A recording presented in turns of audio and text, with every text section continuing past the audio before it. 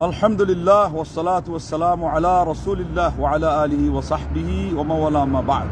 সম্মানিত দর্শক শ্রোতা, আজকে আপনাদের সামনে সময়ও কম আর বিষয় আমার সংক্ষিপ্ত, কিন্তু কথা খুবই দামি, খুবই প্রয়োজনীয় এবং এটা নিয়ে অন্যভাবে ভিন্নভাবে নানানভাবে আপনাদের সামনে শাস্ত্রীয় কথা, মৌলিক কথা, নীতিবাক্য, সাধারণ ভাষায় যেটা বলে একাডেমিক ভাষায় সব এই ধরনের অনেক কথা বলা হয়েছে, কিন্তু মানুষ তো আর কথা শুনে না।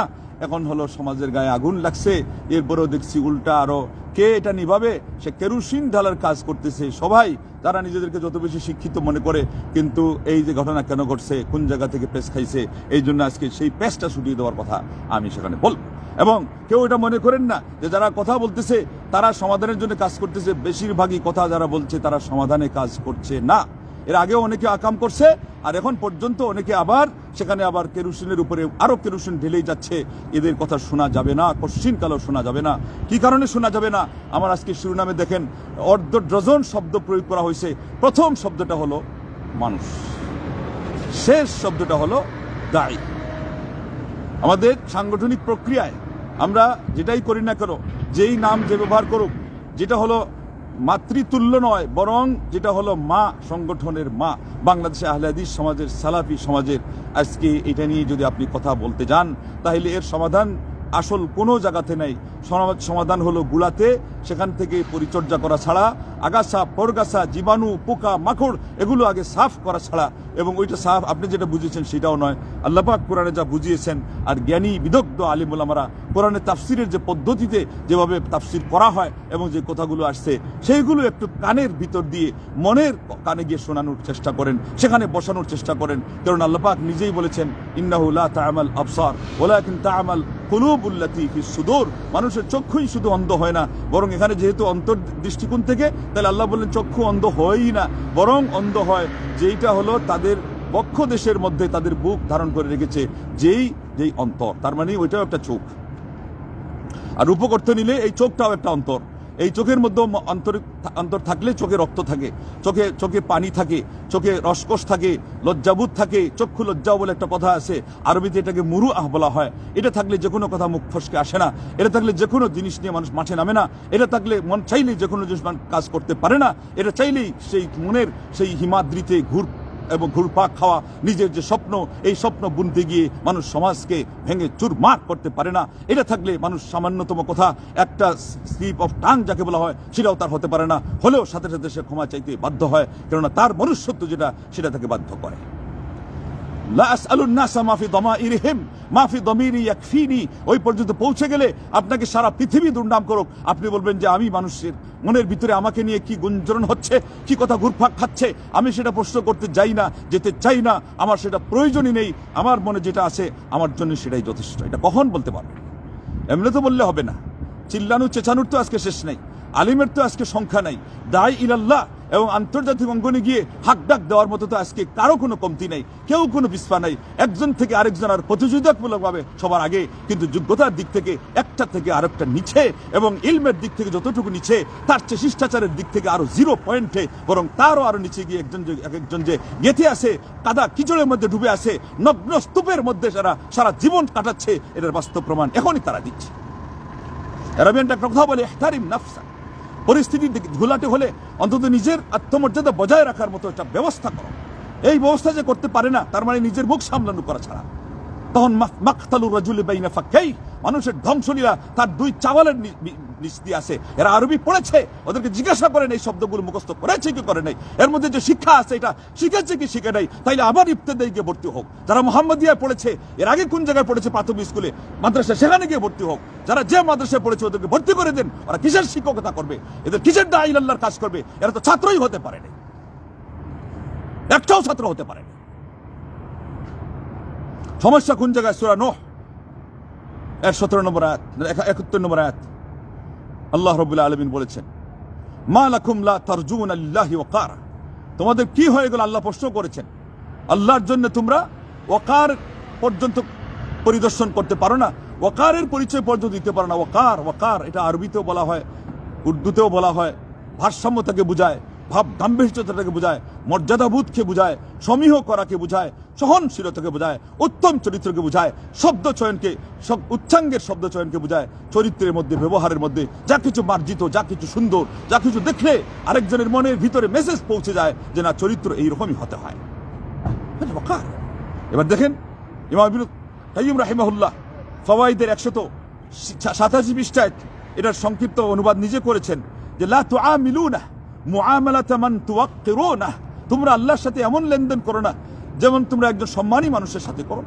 যাদেরকে তোমরা সম্মান করো তার সাথে যে আচরণটা করো সেই আচরণটা আল্লাহর সাথে করো না। আল্লাহর দিন এখানে বোঝানোর উদ্দেশ্য, সরাসরি আল্লাহর সাথে কি লেনদেন করবে, আল্লাহর নবী শেখানো উদ্দেশ্য, আল্লাহর কালাম শেখানো উদ্দেশ্য, দিনের দাওয়াত শেখানো উদ্দেশ্য, দিনের ইলম শেখানো উদ্দেশ্য, উপদেশ দেওয়া শেখানো উদ্দেশ্য, মানুষের জন্য শুভকামনা, মানুষের জন্য যা কিছু আপনি খয়রাত করেন এগুলো উদ্দেশ্য। এখানে সম্মানবোধ যদি না থাকে, আল্লাহর সম্মানবোধের প্রতি ভ্রুক্ষেপ না থাকে, তাহলে আল্লাহ প্রশ্ন করেছেন এটা নাই কেন?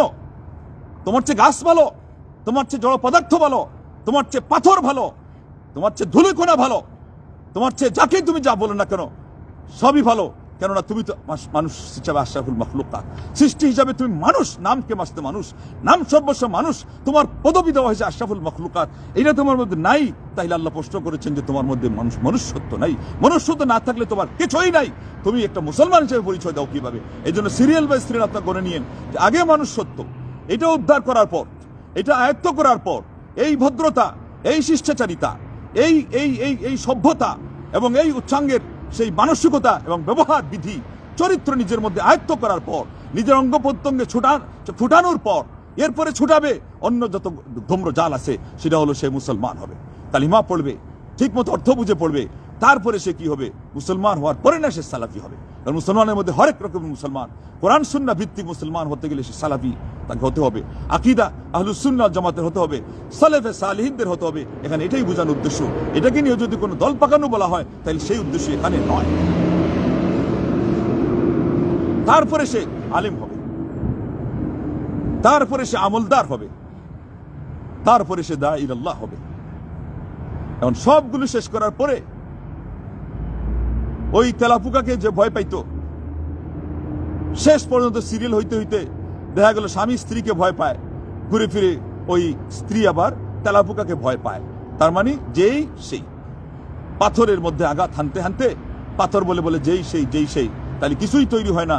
আমাদের অবস্থা যদি এই জায়গাতেই পেশ খেয়ে যায়, এখানেই আটকা পড়ে যায়, কিছু তো হবে না, বরং ধ্বংসলীলা কায়েম হবে, সাঙ্গলীলা পাঙ্গ করা হবে এদের মাধ্যমে।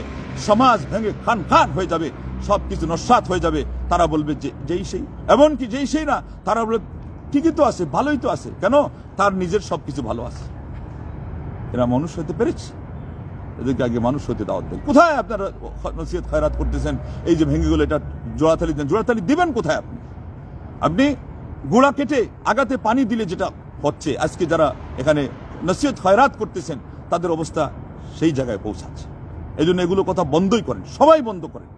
এবং আরো আশ্চর্যের বিষয় হলো, যারা জমিয়ত করেই না, যারা বাংলাদেশ জমিয়তে আহলে হাদিস একে আন্তরিকভাবে ভালোবাসেই না, যারা সংগঠনেরই পক্ষে না, আজকে তাদের মাধ্যমেই আগে যা হয়েছে হয়েছে, আমি ওই দিকে যাচ্ছি না। এখন আমি যেটা বলতে চাচ্ছি যে সমস্যাটা আমাদের সোশ্যাল মিডিয়া হচ্ছে, এটা তাদের মাধ্যমে সবচেয়ে বেশি হচ্ছে। কারণ কি? What is this?